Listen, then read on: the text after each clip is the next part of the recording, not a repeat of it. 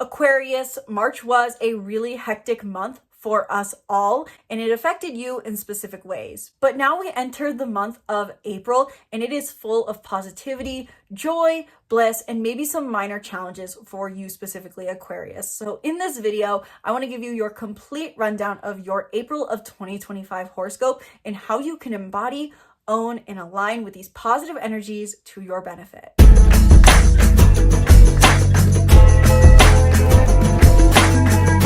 Hello and welcome back to the channel. I'm Isabelle, your spiritual rebel friend, and today we are talking about your sign's horoscope for April of 2025. I say your sign because I heard from last month, I listened, guys, you really did appreciate the longer horoscopes, but I had to find a way to make this a little more efficient. In today's video specifically, I am going to cover the major themes for Aquarius in April, transits in April divided by theme, and how they will affect Aquarius, how the full moon in Libra will affect Aquarius, how the new moon in Taurus will affect Aquarius, and practical tips for Aquarians to work with this energy in April. So if you're an Aquarius sun, moon, rising, or something else, if you are someone who wants to not only take in the information of astrology, but know how to practically apply it to your life, watch through to the end of this video where I'm going to share some of my top tips for Aquarius to work with this energy presenting itself to you in April. And before we dive into your horoscope today, be sure to book a reading in the link in the description below, where in 1 hour we can dive deep into any and everything you need to know about the upcoming month of April, how it affects your sign and your entire chart. So not just your sun, your moon, your rising, and so much more,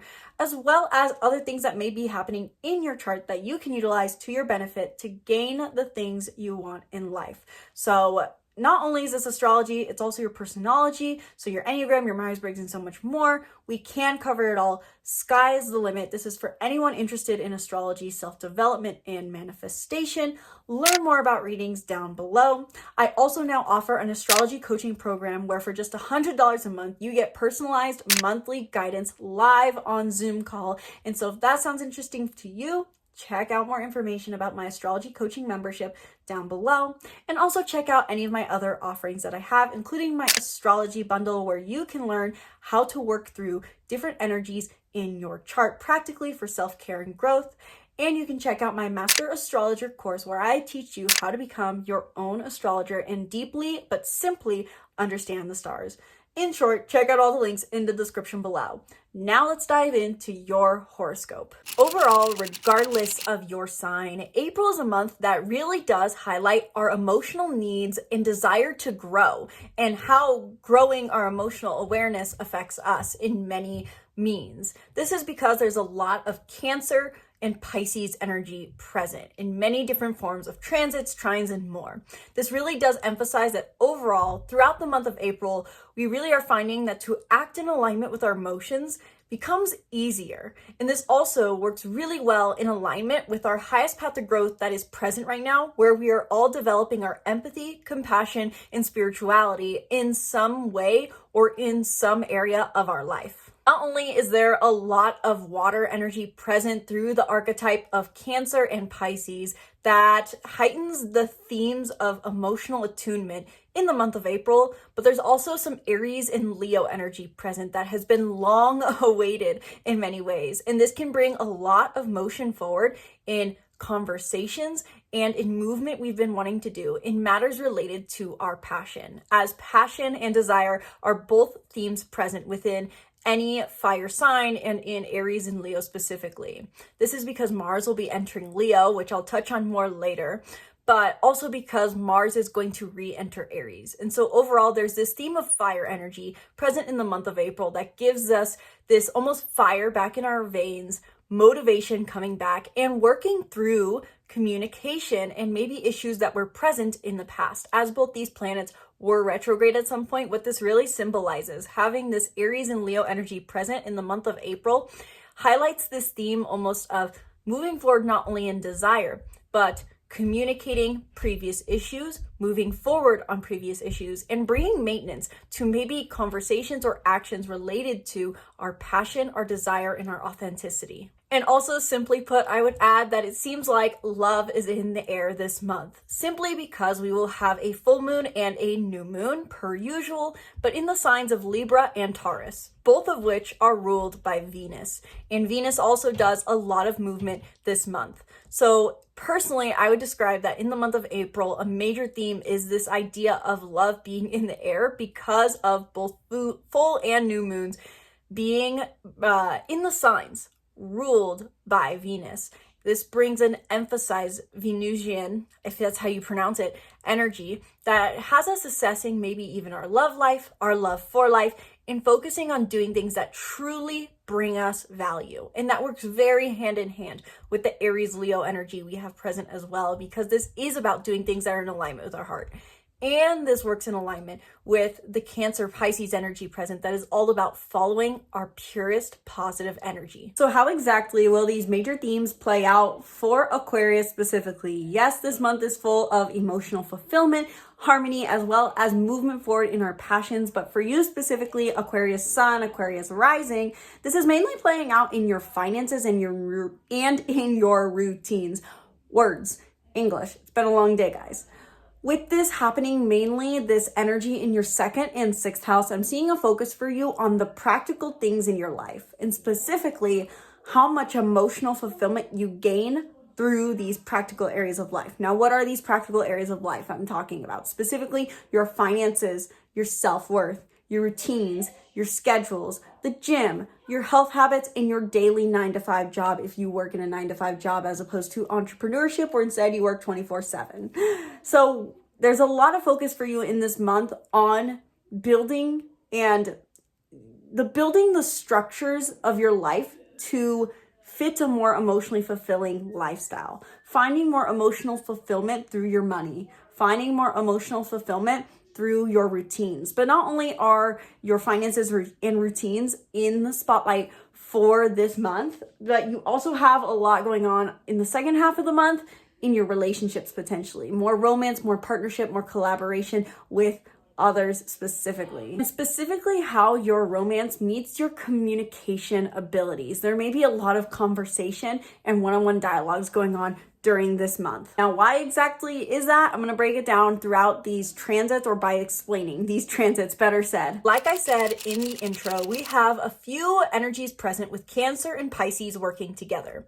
That is because there are a few trines happening this month, two major ones that are working with Mars in Cancer and the energies that are present in the sign of Pisces, specifically Venus, the North Node, and Saturn in Pisces. On April 5th, the Moon and Mars in Cancer will form a trine to Saturn, Venus retrograde, Mercury retrograde, and the North Node in Pisces. And while it peaks on April 5th, we can feel this energy present up to at the start of April, all the way through to roughly the 18th until Mars enters Leo. What this trine really represents is this idea that we can act in alignment with our emotions, simply put, and the action we take in alignment with our emotions, with our need for nurturance, is working hand in hand with our need to grow into empathy, compassion, and spirituality. With Venus retrograde, Mercury retrograde, and the North Node, and Saturn in the sign of Pisces, all forming together in a little party, what that energy really represents in and of itself, just this Pisces energy, is that our highest growth is towards Pisces energy, compassion, spirituality, empathy, focusing on how things make us feel and how it makes others feel rather than what we do. But with Mercury retrograde here, this adds an extra level of introspection and reflecting on what exactly this means to us, trying to assess the path forward to stepping into this growth. And Venus retrograde here is adding to this us reflecting on the value of embracing these traits. How valuable is it for me to be compassionate? What does it mean to be compassionate? What is the value of empathy? What is the value of spirituality? Venus has us assessing our values. And Saturn is, while it can be a detrimental planet, so to say, I think is adding an extra layer of discipline for us to actually sit down and think about these things, or at least a little bit of structure to these thoughts to help us think about, okay, how does empathy interact with my actual life? How does this idea of spirituality actually work within our lives? This also could mean with Saturn here that there's a bit of restriction. However, overall, Saturn is feeling lighter energy because of this trine. With Mars forming a trine to this Piscean energy, this means that our growth and actions are working together. This is a very positive transit to have because it's water sign Mars energy. And the reason I say this is so positive is the fact that overall, the North Node being in Pisces is calling us to do more of what feels good. And because Mars, the planet of action, is involved in this could mean that to act in alignment with our hearts, with our emotions, with our need to be gentle becomes much easier. So the whole beginning of this month of April is tainted or painted with this theme of acting in alignment becomes easier.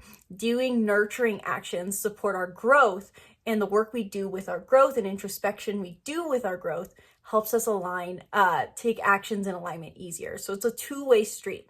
Mars and Cancer supporting Pisces, Pisces energy supporting Cancer. This is a harmonious relationship they have going on. And not only are we going to have the trine between Cancer energy, Mars and Cancer, and all this Pisces energy, but we will also have a grand water trine involving these planets all once again, and the moon in Scorpio. You can look back to roughly February 23rd of 2025 to get some ideas on what exactly may be coming back up for you, because we had a very similar grand water trine on February 23rd. And I will put my card up here, hopefully, where if I remember, where I talked about this grand water trine. On February 23rd, we had a grand water trine between Mars and Cancer, as well as, I believe it was specifically Mercury in Pisces, and Vesta, the asteroid of devotion, in Scorpio. So this is a much more, in a sense, short-lived grand water trine now because the moon is evolved and the moon is involved, to clarify my words there. The moon is involved and the moon moves much faster. So this is a short burst grand water trine, but this also goes hand in hand with the trines we are having between Cancer and Pisces energy in general at the beginning of the month.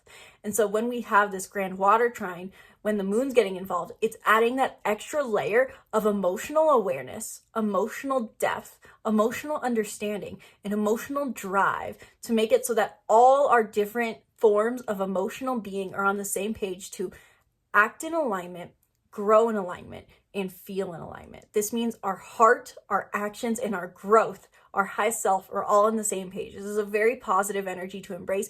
You can simply put on around this day, feel the sense of emotional clarity on what it is you need to do to remain devoted, connected, and aware of your emotions, to act in alignment with your emotions and act in alignment with your highest self.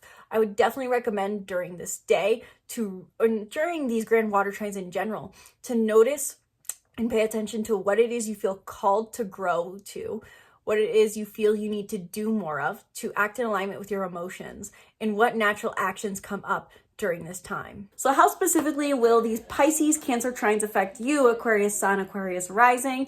Really, this affects, like I said in the intro, your finances and self-worth, as well as your health habits and routines and wellness. And you're trying to find more emotional harmony and fulfillment here. And you are rewarded for this during this time at the beginning of April. It's almost like it's coming more easily to you. As the natural, intellectual, logical Aquarius you are, you're finding that there's more of an emotional connection to your way of living than before. You're finding that the things you do on a day-to-day basis serve your self-worth, and the things you do for your self-worth really help you enjoy your day-to-day life more. We also have a lot of energy present in the sign of Pisces throughout the month of April, which means that, simply put, we are all starting to prioritize and focus on what our next step to growth is.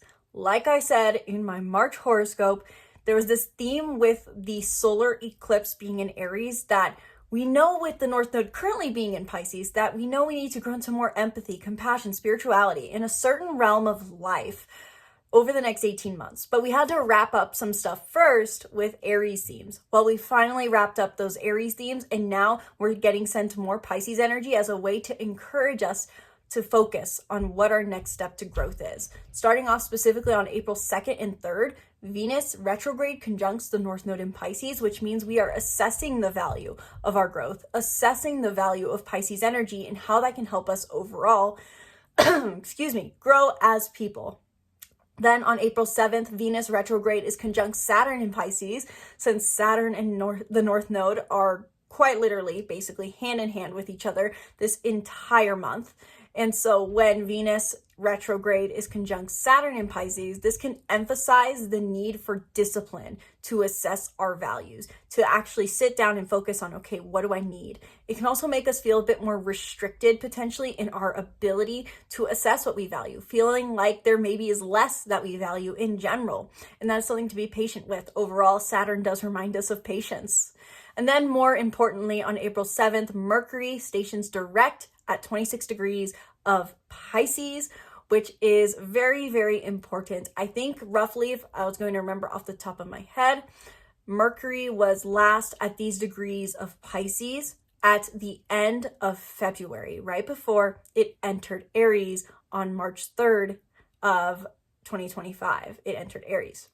So you can look back to that time period. What were you trying to move forward over that period of time? Now you can finally feel that you're making that motion forward once and for all. Mercury direct in Pisces heightens your understanding, your communication, and what you are learning about empathy, compassion, and spirituality in a certain realm of life. Following suit right after, on April 12th, Venus also stations direct at specifically 24 degrees of Pisces.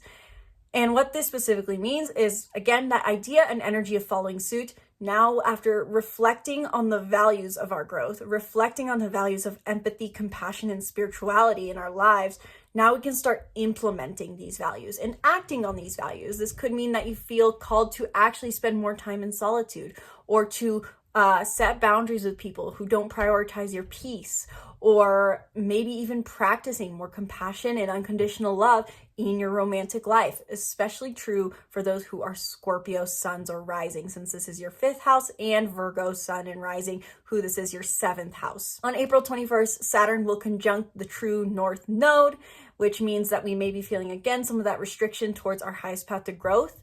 And on April 25th, Venus direct is conjunct Saturn in Pisces. So you can kind of see, as I say over the screen, aka it's a Pisces party. There's a lot happening in Pisces. You can go into detail into it more, but really the major theme here that is important to note is finally feeling motion forward eventually in what it is we need to do for our growth, and really focusing energy on our understanding and movement forward into learning and reflecting on the values of empathy, compassion, and spirituality, if I haven't said it enough. So how exactly will all this dominant Pisces energy affect you, Aquarius? Again, this is your second house of wealth and worth. Like I said, it's been a long day, guys, working through the words here. With there being so much energy in Pisces, which is where the North Node is, in your second house, overall, over the next 16 months, roughly, you are growing towards your finances, your self-worth, and ignore the kids in the background. I know you guys can all hear them. You're growing towards your finances and self-worth. You're learning to be more self-sufficient in some way, whether that's financially self-sufficient, physically self-sufficient, meaning physically sharing less, emotionally self-sufficient, or mentally self-sufficient. You're learning this idea of, so to say, needing no one, which isn't to say that you are blocking off everyone entirely. In fact, this is a very good month for you for your love life. But this month, with all this Pisces energy accentuated, you are finding it easier to ground into your self-worth, to ground into your self-security, to build your own self-security in a way that feels emotionally harmonious to you. As I also mentioned, we don't just have a lot of water sign energy present this month, though it is definitely very, very strong water energy. We also have some strong Aries and Leo energy. And I'm actually gonna go out of chronological order as opposed to how it shows on my little screenshot here, cheat sheet summary. Mars enters Leo on April 18th. And this is very, very big because Mars has been retrograde since, I believe, December 6th. And December 6th to January 6th, that's when it was retrograde in Leo. Mars entered Leo on November 3rd, I believe. And so from November, this is basically what this means, to recap that a little better, is we can be experiencing motion forward and progress that we have been working on and waiting on since November 3rd. This is a long-awaited transit because November 3rd, you started something related to your passions, your courage, how you show up authentically around others, being more bold, being more seen, owning who you are in passionate, loving ways, acting on your passions, acting on the desire to have fun. You have been waiting to act on that. You started something there November 3rd, but then December 6th slowed that all down and made you backtrack. And then it felt like it completely went away from January 6th to February 23rd and so on, when Mars was retrograde and direct now in Cancer. When Mars finally re-enters Leo, you can start to make that progress forward towards owning the authentic self you want to be and doing things that are in alignment with your authentic self. Authenticity is a huge theme of Leo. Leo also brings up huge themes of passion, acting on passion specifically. What does it mean to act on passion to you? And look back to November. What were you starting to act on that was in alignment with your passion, play, and in love in many ways? Unconditional love, arguably. This works very well with Pisces energy. It's passionate love, joyful love. So you can finally be taking action forward there again when Mars goes direct. This is very, very big. It can feel like a huge leap forward, back on track, back on progress. And so I can't give an exact date on when exactly Mars will finish transiting over this ground, so to say. I had it written down somewhere, but I forgot to keep it on my present note to see down here. But overall, I would guess roughly the first month, a month period, for the next month period, roughly from April 18th to let's say May 18th, you can finally finish doing the things that you set out to do starting in November in relevance to action aligned with passion, love, play, and joy. Also, to work backwards on the timeline, Mercury enters Aries on April 16th. This is also very big. We had Mercury enter Aries March 3rd and station retrograde March 15th and transit through backwards through Aries until March 30th, roughly. And so when on April 16th, Mercury enters Aries again, we're making communication progress forward over things that we have had to reassess and recommunicate and rethink in matters related to our independence and assertion and authenticity. So basically, to put that simply, what has been going on in your communication and in communication related to your independence, authenticity, and assertion over the entire month of March. These can be things that you're finally making progress forward once again, communicating specifically things that you've already had to communicate before, and finalizing things. I think that's a good way to describe it. Finalizing it to move forward.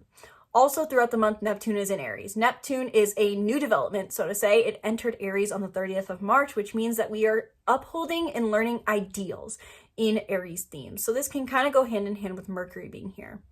April 12th, Aries has some very high involvement, given that not only is it creating the full moon in Aries, or full moon in Libra, shining a light on Libra, but Chiron's also involved. And more on that when we talk about the full moon in Libra later in the video.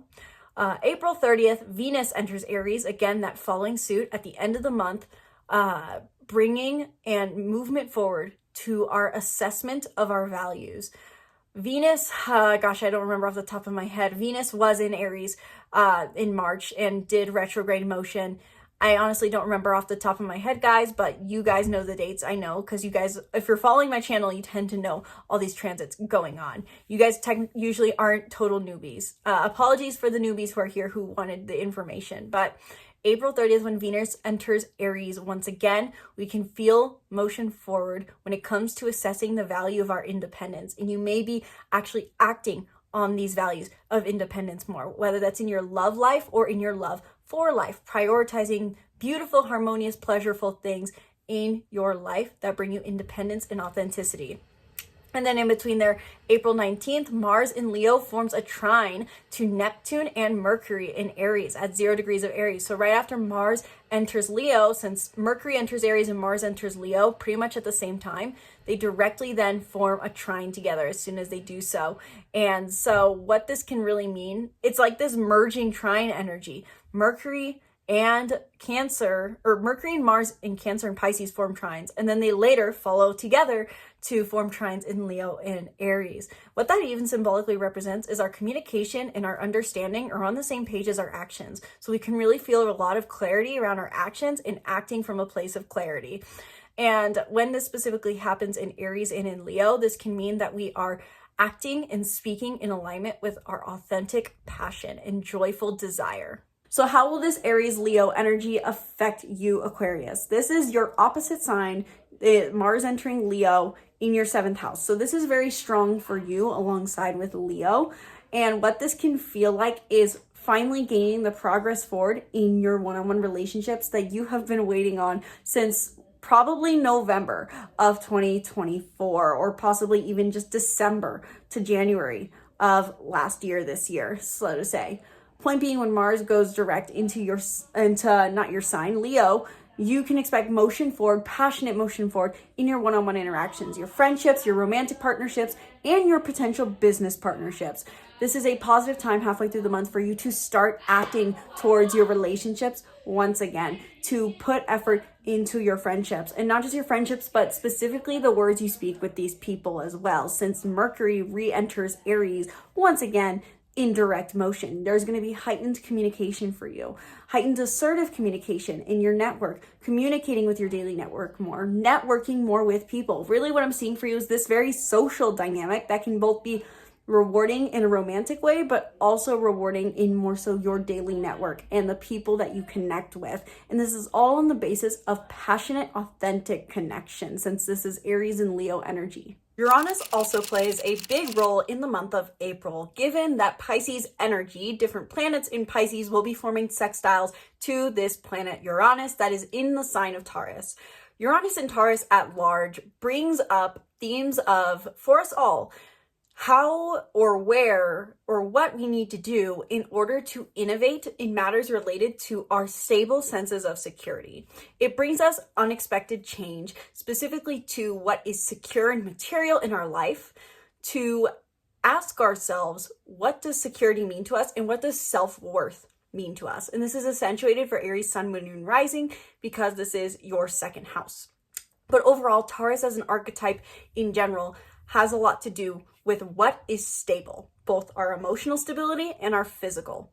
And so throughout this month, Uranus in Taurus is involved in a few different sextiles to Pisces energy. And what this represents is that our overall growth energy, our energy of learning compassion, empathy, and spirituality is also going positively hand in hand with the work we've been doing since 2019 with our self-worth, our sense of security, our emotional security, and our physical security. On April 4th, when we already at the beginning of the month have this Pisces Cancer energy trining, forming positive relationship to our emotions, Saturn in Pisces will form a sextile to Uranus in Taurus. And with that in mind, this brings an energy of stability and structure and discipline to our self-worth. The work we are sitting down to do, the focus and determination we are bringing to our growth journey about learning to be more spiritual and set boundaries is going hand in hand and working positively with our finances, our self-worth, and what is considered stable. There's like a little flurry over the screen right here. I know I can see it in the camera. I'm sure you guys can too, and you're going to say something later. I actually had someone say that like that was a spirit. Maybe it is, maybe it's dust. Anyway, this also works other way, contrarily, in the sense that when there is any sort of aspect to Uranus, this means that Uranus is activated to bring change. So it could be possible at the beginning of the month, April 4th, there could be something unexpected shaking up the Taurus area of your life, depending on the house it's in, that shakes up your sense of stability, your sense of comfort, your sense of groundedness. And this goes positively hand in hand with the discipline and structure you need towards your growth journey.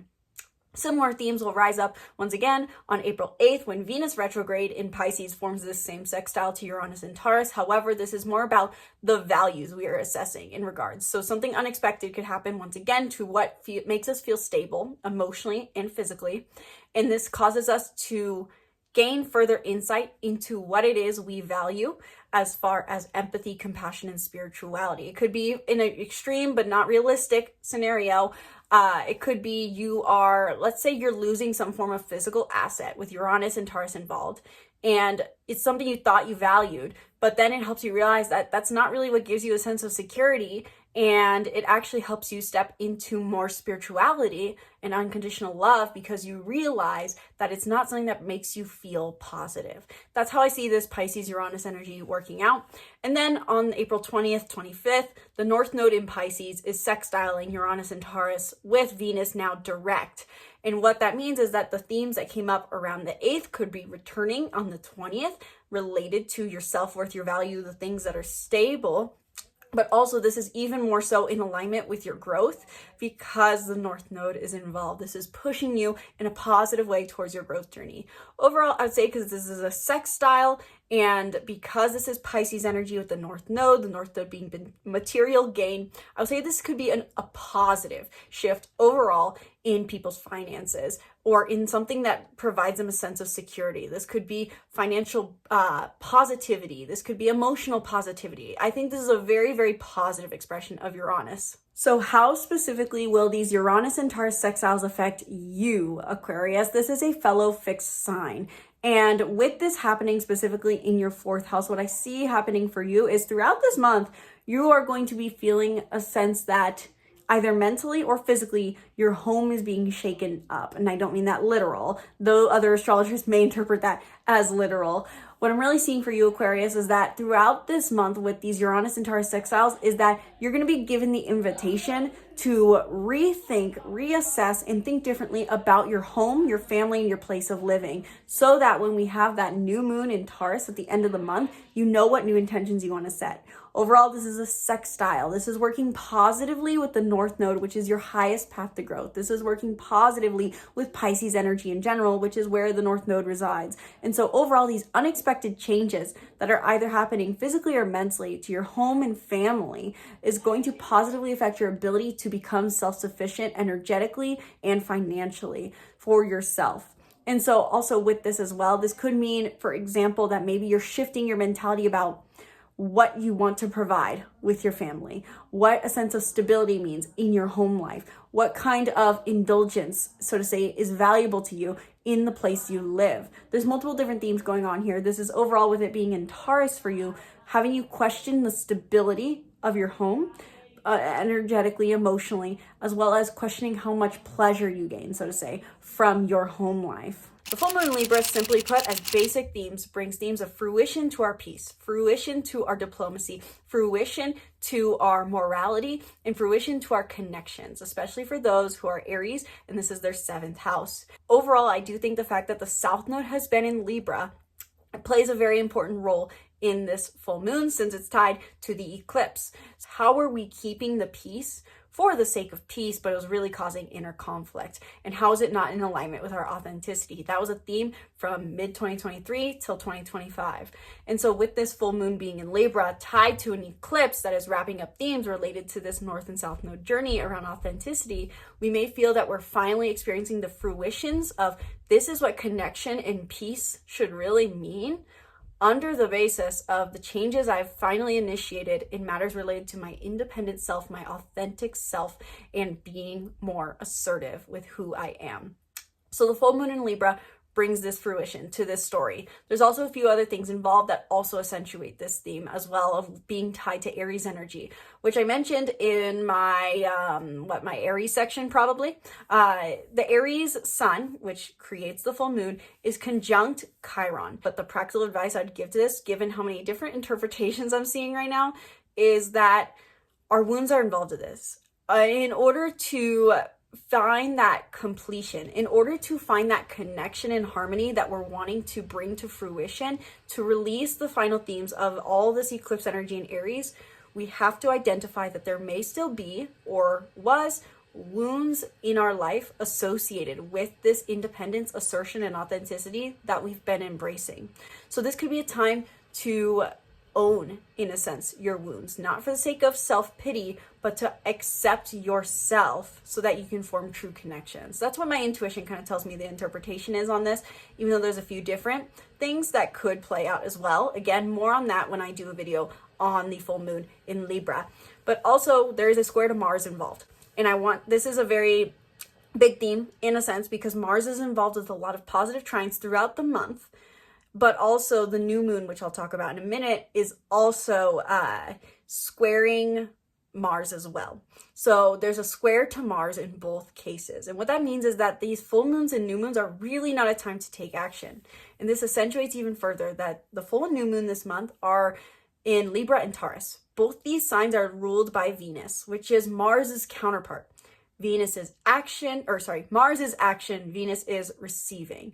Mars is masculine, Venus is feminine. And so I think this is really an opportunity, an invitation, regardless of the Chiron themes that are showing up, to really own your femininity, which doesn't necessarily mean in appearance. It's about becoming and being in the receptive mode, allowing yourself to soften and maybe not take action. This is a month full of a lot of action where we're taking aligned action. The full and new moon act as like, ad breaks or commercial breaks to tell us, okay, just soften, relax, and be in a state of receiving.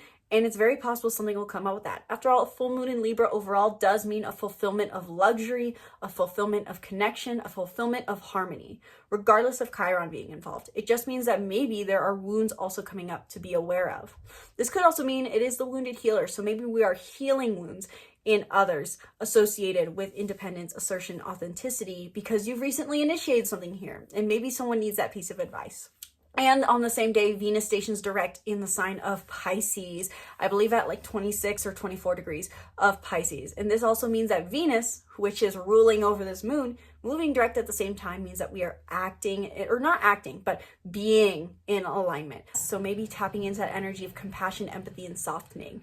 Again, that could be this idea of the wounded healer, maybe healing others or giving yourself that compassion. So how will the full moon in Libra specifically affect you, Aquarius? This is a fellow air sign, and so you feel this full moon very harmoniously, extra harmoniously, so to say. And this is happening in your 9th house of travels, personal philosophy, personal beliefs, and ideologies. So what I'm really seeing for you here is with this full moon in Libra, while you have been over the last 2 years moving towards a daily network and being involved in your daily community and communicating, I just hear them all singing in the back, trying to focus here, guys. While you've been for the last 2 years focusing on authentic connection in your daily network and using your words with more assertion and teaching things in more bold ways, you are now reaping the fulfillment you want in your life's meaning. Instead of focusing on the micro scale objective information and having more, lighthearted interactions or superficial interactions, now you're gaining that depth of connection. Depth of connection because this is 9th house, once again, of meaning, the house of meaning and personal beliefs, but also because this is Libra energy, which is one-on-one interaction. So what I'm seeing for you is you're getting that one-on-one interaction where you're getting to share your deepest personal beliefs with someone, sharing your ideologies and connecting with someone on this basis. And it's possible that the only way you were able to get to this point is because you're aware of your wounds associated with being bold, being seen, being assertive or independent in your daily network. And the fact that this squares Mars in Cancer simply means that this might not fit exactly into how you consider your daily schedule should be, but this is overall something good to receive. And finally, the final transit to talk about in April of 2025 is on April 27th, we will have a new moon in the sign of Taurus. Again, Taurus is Venus ruled. So really this means new beginnings associated with what we value. Taurus is also the sign in which Uranus is in. So we have been for the last 5-6 years shifting what it is we value in matters related to our security, comfort, indulgence, and emotional stability.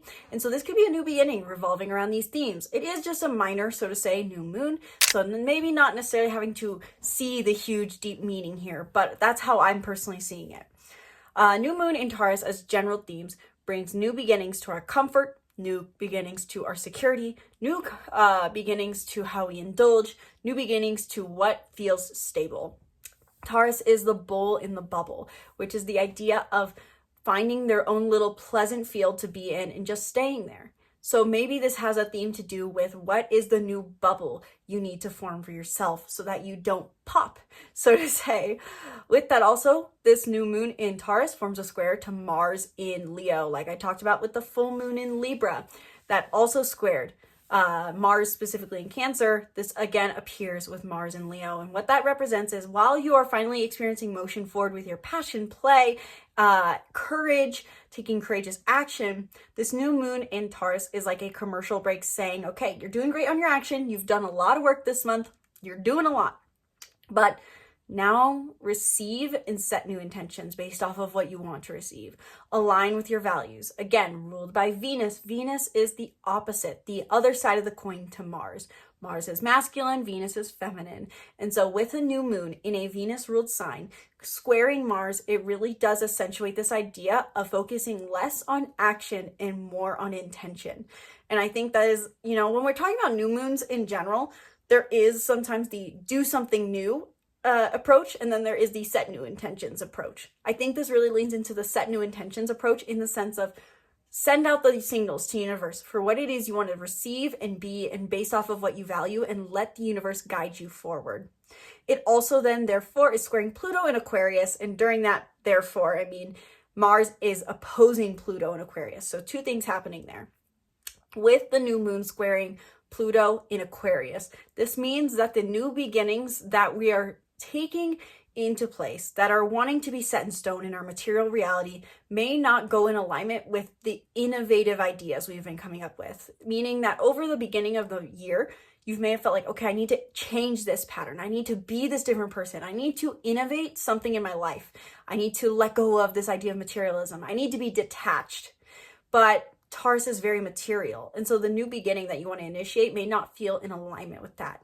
And given that Mars is opposing Pluto in Aquarius right now, it simply means that there's a push-pull dynamic, I think, between what is the most passionate, mundane thing for us to do versus what is the most spiritual, detached, intellectual growth version of us to do. The most human version of us and the most superhuman are at odds, so to say. And I think Taurus is basically forming as a mediary in a sense, even though it's let's back that up a little bit, actually, to explain this metaphor a little bit better. Whenever we have a square that's 90 degrees, right?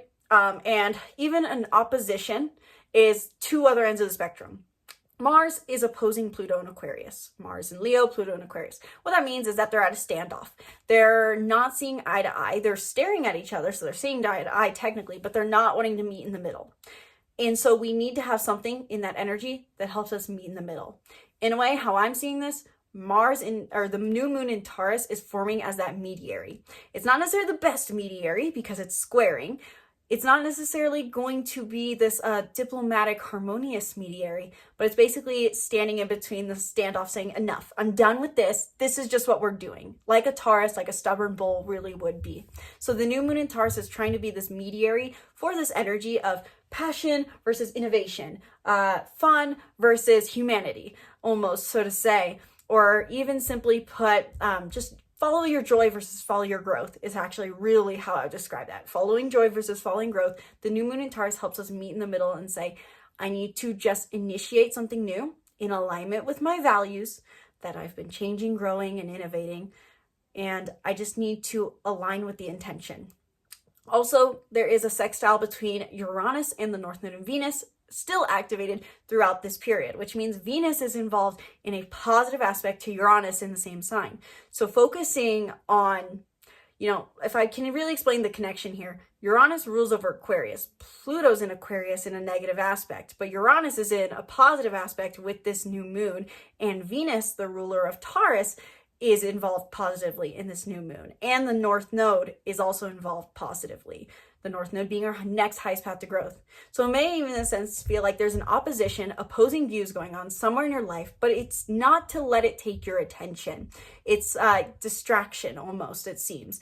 Because the sextile between Uranus and then the North Node in Venus activated during the same time and in the same sign and with the planetary ruler really does indicate to me that there's this focus on letting change come to you in alignment with your values and letting the universe present to you what it is you should or do truly value at your core and think differently potentially. The Taurus and Aquarius and Leo are all fixed signs, last I checked.